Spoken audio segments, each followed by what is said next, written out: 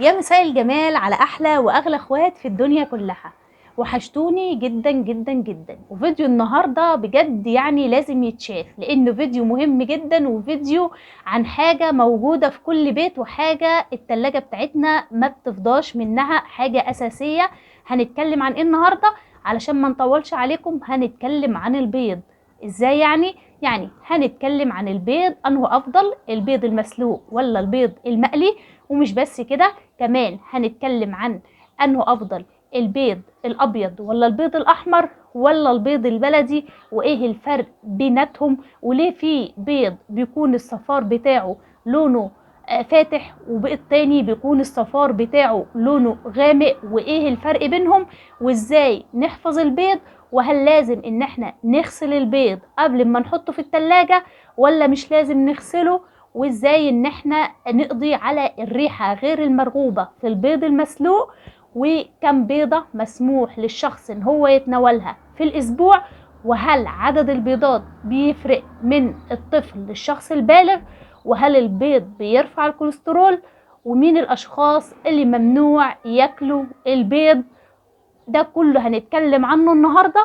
بس في البداية أحب أذكركم إن المحتوى الهادف بيموت بالمشاهدة الصامتة، فحطوا لايك كده واشتركوا في القناة لو أول مرة تشوفوني. أنا أمير، أخصائية تغذية، ويلا بينا على بركة الله نبدأ الفيديو. وكمان أحب أذكركم إن الدال على الخير كفاعله، فشيروا الفيديو ده لكل الناس علشان الناس كلها تستفيد، وربنا يجعله في ميزان حسناتكم. ونصلي على الرسول عليه أفضل الصلاة والسلام. ويلا بينا نبدأ الفيديو. هتكلم كده في البداية عن حاجة مهمة جدا. احنا لما بنشتري البيض ما بنعرفش البيض ده بيكون فاسد ولا لا قبل ما نكسره طبعا، لان احنا عارفين ان احنا عشان نختبر البيض لازم ان احنا نجيب طبق ونكسر فيه البيضة بتاعتنا، وبعد كده نشوف الصفار بتاعها. لو الصفار سايب كده سايح في وسط البيضة، يبقى كده البيضة دي مش صالحة للاستخدام، ولازم ان انا استغني عنها وارميها. طيب البيضة بتاعتي لو الصفار بتاعها متماسك يبقى كده تمام. طيب افرض انا دلوقتي هسلق البيضة، يعني انا مش هقدر ان انا افقشها كده في طبق، عايزه اسلقها زي ما هي كده في ميه. انا هعرف البيضه دي صالحه ولا فاسده ازاي؟ ولو انا شاري البيض ده وعايزه اتاكد من صلاحيته، علشان طبعا انا دافع فيه فلوس، علشان لو هو مش صالح اقدر ان انا ارجعه تاني للسوبر ماركت لو هو جنبي او حاجه واسترد الفلوس بتاعتي. اقدر ان انا اختبره بحاجه بسيطه جدا وحاجه سهله جدا.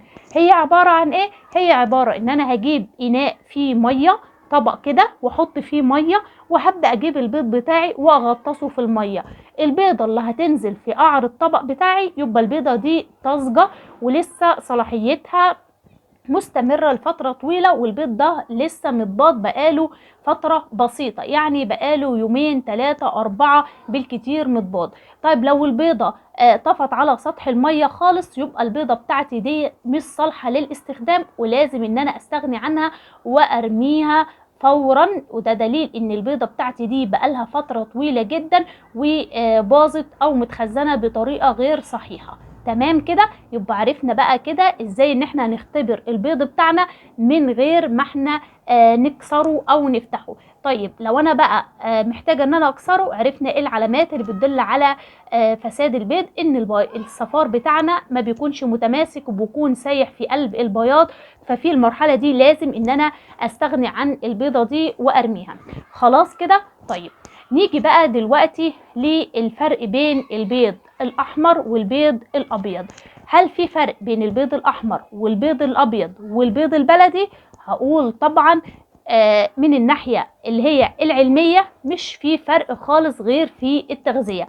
ازاي؟ يعني احنا عندنا هنا البيض البلدي بيكون سعره اغلى او بيكون مرتفع شوية، والبيض الاحمر بيكون اغلى من البيض الابيض. برضو هما الاتنين بتوع مزارع، بس الاحمر بيكون اغلى من الابيض شوية. ليه بقى؟ وده علشان نوع التغذية اللي بيتغذى عليه الفرخة. ازاي يعني؟ البيض البلدي اللي هو بتاع الفراخ اللي بتتربى عند الفلاحين، بيكون طبعا البيض ده متغذي على الحشائش والخضروات والحاجات الطبيعية بتاعة البيت، يعني غالبا مش واخد هرمونات. فالبيض بتاعه او الصفار بتاعه بيكون لونه اصفر جدا جدا وما بيكونش زفر، يعني ما فيش ريحه زفاره. نيجي بقى للبيض التاني اللي هو البيض الابيض او البيض الاحمر. ايه الفرق بيناتهم؟ هنقول الفرق بيناتهم اولا في السعر، دايما بيكون البيض الاحمر اعلى في السعر من البيض الابيض، لكن من القيمه الغذائيه الاتنين واحد. وبرده من ناحيه الزفاره بيكون البيض الاحمر اقل زفاره من البيض الابيض، وده زي ما قلنا بيرجع ان البيض الاحمر ناتج من الفراخ الحمراء. الفراخ الحمراء بتاخد اغذيه زي الحشائش، بتتغذى على اغذيه طبيعيه، بخلاف الفراخ البيضاء اللي هي بتتغذى على بنضاف لها مبيدات وحاجات عشان تكبر بصوره اكبر. وكمان العمر بتاع الفرخه ما بيكونش اكبر، يعني شهر والفرخه خلاص بيكون بتتذبح، او شهرين بالكتير جدا. احنا هنا كده عرفنا ان من الناحيه او القيمه الغذائيه الاتنين واحد، مفيش منهم فرق، لكن الفرق بيكون في الاطعمه. طيب هل برضو ده بيفرق في القيمه الغذائيه للبيضه نفسها؟ هنقول برضو بيفرق على حسب تغذيه الفرخه بتاعتنا، الفرخه دي بتتغذى على ايه، فده بيفرق برضو في مكونات البيضه الناتجه منها، زي ما بيفرق طبعا في اللحم او سلاله اللحم اللي بيتغذى على الحيوان. احنا لما بنروح نشتري لحمه بلدي بتكون اغلى بكتير من اللحمه المستورده، علشان طبعا عارفين ان اللحمه البلدي بتتغذى على الحشايش زيها بالظبط كده الموضوع بالنسبه للبيض. احنا هنا عرفنا الفرق بين البيض البلدي والبيض الاحمر، وانتقلنا لنقطه تانية، وهي هل لازم ان احنا نغسل البيض قبل ما نخزنه في التلاجة او نحفظه في التلاجة؟ طبعا عارفين ان معظم البيض بنجيبه وما بيكونش نظيف، يعني البيض بيكون عليه بعض الرواسب كده من المزارع او حاجة. هل لازم ان انا اغسل البيضة علشان تبقى نظيفة، ولا اسيبها على وضعها كده؟ هل غلط ولا صح؟ وايه الصح بالظبط؟ ناس كتير تقول لك لا، ما ينفعش ان انا اخزنها كده لان كده غلط جدا، واكيد البيض ده كمان ما ينفعش ان انا اشتريه لان البيض ده هيكون فيه ميكروبات دخلت داخل البيضة. فتعالوا بينا نشرح النقطة دي بطريقة علمية جدا جدا. في ناس كتير جدا ما تعرفش ان سبحان الله البيضة دي ربنا خلقها كده مغلفة القشرة بطبقة رقيقة جدا، احنا ما بنشوفهاش حاجة كده زي البودرة. فايدتها ايه؟ فايدتها ان هي بتحمي الجنين او بتحمي انسجة البيضة من الداخل من الميكروبات ومن الحاجات الضارة. سبحان الله، لان طبعا ان قشرة البيضة دي بتكون لها مسام واسعة، المسام دي بتسمح بدخول الاكسجين وبتخرج غاز ثاني اكسيد الكربون، لان احنا عارفين ان البيضة دي بيتكون فيها جنين. فعلشان كده يا جماعة زي ما بنقول ربنا سبحان الله بيحافظ عليها، فبيخلي كده في طبقة رقيقة كده من الجير، ممكن نلاحظها في بعض انواع البيض.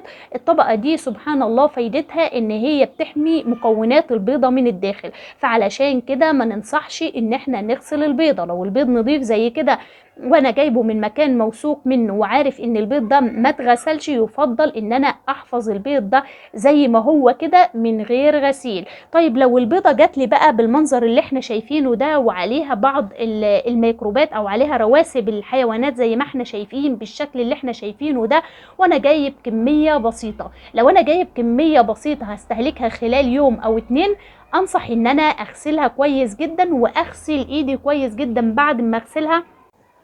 فانا هنا يا جماعة لو البيض بالشكل ده وجايب كمية بسيطة وهستهلكها خلال يوم او اتنين، انصحك ان انت تغسليه كويس جدا جدا وتستخدميه، بس تحطيه في التلاجة او في مكان بارد او في درجة حرارة اقل من درجة حرارة 30 درجة، عشان دي درجة بتكون مناسبة لنمو الميكروبات ونمو البكتيريا. وطبعا البيض في المرحلة دي يا جماعة لازم ان انا استهلكه بسرعة، لان دلوقتي القشرة بتاعتنا مسامها بتكون متفتحة وسهل ان هي تتقبل دخول اي ميكروبات بداخلها. طب لو انا جايب طبق بيض او جايب كمية كبيرة وهستهلك الكمية دي بقى خلال اسبوعين ولا حاجة، او انا جايب كمية الشهر، هعمل فيها ايه؟ هنقول دلوقتي هنعمل فيها ايه. لو البيض عندنا بالشكل ده يعني نضيف، مش مفيش عليه اي قاذورات او اي رواسب من رواسب الحيوانات زي الصورة التانية دي، فاقدر ان انا احفظ البيض عادي زي ما هو كده. وممكن كمان اسيبه في العلبة الكرتون بتاعته، لان ده بيخلي البيض او انسجة البيضة تتنفس، مفيش مشكلة منها خالص، وبتتخلص كمان من الرطوبة الزايدة فيه.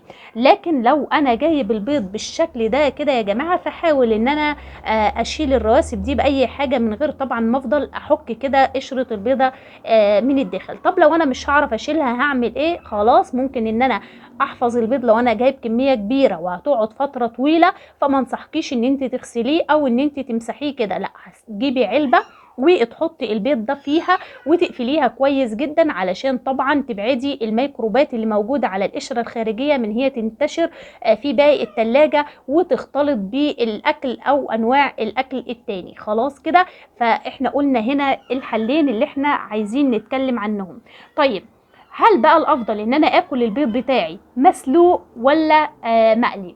طبعا من غير اي نقاش خالص، البيض المسلوق افضل بكتير جدا جدا من البيض المقلي. وده طبعا لان البيض المقلي فيه سعرات عالية، لان البيض المقلي بنقليه في زيت او بنقليه في زبدة او بنقليه بسمنة على حسب اللي انت هتقليه بيه او المادة الدهنية اللي هتستخدميها، فده بيضيف سعرات حرارية زيادة. بالنسبة للناس اللي هي بتعمل دايت او الناس اللي هي مش عايزة تتخن او الناس اللي هي بتعمل حمية غذائية او ماشية على نظام غذائي، فطبعا الافضل ليها ان هي تاكل بيض مسلوق وما تاكلش بيض مقلي. لكن الناس اللي هي جسمها كويس او مش محتاجة ان هي تعمل دايت، او الناس النحيفة او اللي محتاجة سعرات حرارية عالية، فعادي جدا ياكلوا البيض المقلي. بس طبعا يستخدموا زيت يكون كويس وصحي، واتكلمنا عن الموضوع ده في فيديوهات قبل كده، تقدروا ان انتوا تشوفوه انواع الزيوت وايه الضرر الناتج منه. خلاص كده. طيب، هل البيض ده مفيد للأطفال ولا لأ؟ وإمتى الطفل ياخد البيض؟ طبعا إحنا عاملين سلسلة عن تغذية الأطفال الرضع، وفي ناس كتير ما شافتش الفيديوهات دي، فأنصح إن انتوا تشوفوها، بجد مفيدة جدا جدا. هتخليكي ما تحتاجيش ان انت تروحي لاي دكتور اطفال، بالعكس هتكوني انت طبيبة طفلك في البيت نفسه، هتوفر عليكي كتير جدا جدا، وهتعرفك حاجات كتير عن تطور الطفل ونموه في المراحل المختلفة، ودي برضو هتلاقوها في القناة. الطفل بقى امتى ياكل البيض؟ لو عندك طفل رضيع يبدا ياكل البيض من بعد 6 شهور، بس لازم نبدا بالصفار الاول وما ندهوش البياض خالص. ليه؟ طبعا لان البياض بيسبب حساسيه، فعلشان نتلاشى انواع الحساسيه اللي ممكن تيجي عنه ونستفيد بالفايده بتاعته، لان عارفين ان الصفار فيه نسبه عاليه من الحديد، وفيه بقى فوائد كتير، وفيه اوميجا، وفيه الاحماض الدهنيه اساسيه لنمو الطفل وللمخ كمان. البيض مهم جدا جدا لنمو خلايا المخ، فانصح ان انتوا تدوه للاطفال من 6 شهور بس الصفار بس، وما ندوش البياض. طب امتى ندي الطفل البياض والصفار او نديله البيضه كامله؟ بعد عمر السنه نقدر ان احنا نديله البيضه كامله، بيضه واحده في اليوم كفايه جدا. بعد ما يتم سنه، يعني من سنه ل3 سنين او 4 سنين، بعد كده ممكن ياخد بيضتين في اليوم، بس برضه حسب حالته الصحيه وحسب جسمه، وحسب طبعا هل هو مريض قلب ولا لا. طب الشخص الانسان العادي ياكل بيض قد ايه في اليوم، والافضل ياكله ايه؟ احنا قلنا طبعا ان الافضل ان الواحد ياكل البيض المسلوق عن البيض المقلي، لانه طبعا اصح.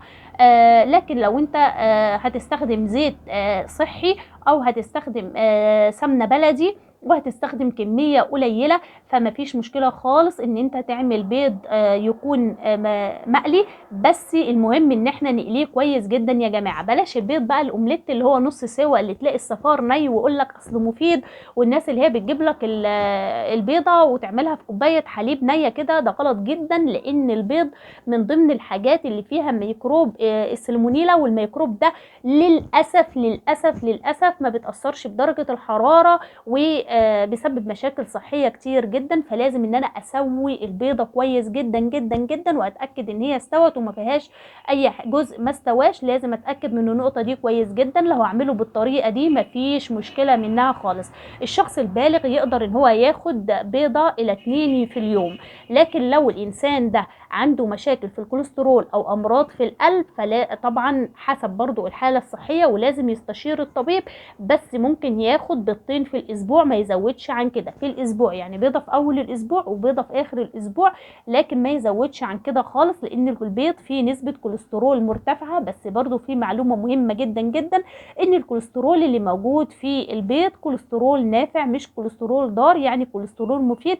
بس طبعا احنا عارفين ان الكوليسترول ده من الحاجات اللي بتخلق في الجسم بصورة طبيعيه طبعا من خلال الكبد، فاحنا مش محتاجينه من بره.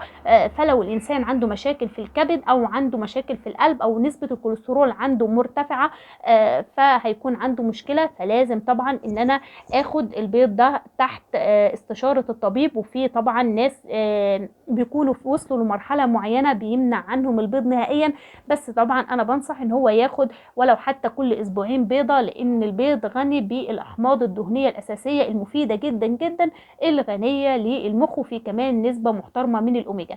المعلومة الأخيرة، البيض ده يعتبر غذاء متكامل، ويعتبر طبعا من البروتين الحيواني عالي القيمة الغذائية، وبيحتوي على نسبة عالية من البروتينات، وكمان بيحتوي على نسبة محترمة من الفيتامينات، وأهمها فيتامين بي 12، وكمان بيحتوي على المعادن كالكالسيوم طبعا، ومفيد جدا للعظام ومفيد جدا للأطفال ومفيد جدا للنمو. علشان كده لازم نحرص ان احنا نعطي الأطفال ولو بيضة واحدة على الأقل زي ما احنا قلنا كده. بس طبعا لازم نراعي العمر بتاعهم والحالة الصحية. اتمنى ان انا اكون جاوبت على كل الاسئلة اللي ممكن تدور في ذهنكم من خلال البيض، وعرفت كل حاجة خاصة بالبيض. والناس اللي بتغسل البيض يا ريت بقى ان هي تقولي في الكومنتات كده، ها هي بتغسله ولا عارفة معلومة بتاعة غسيل البيض. تكتبوا لي كده في الكومنتات، ويا ريت تشيروه للناس كلها علشان الناس كلها تستفيد. دمتم في حفظ الله، والسلام عليكم.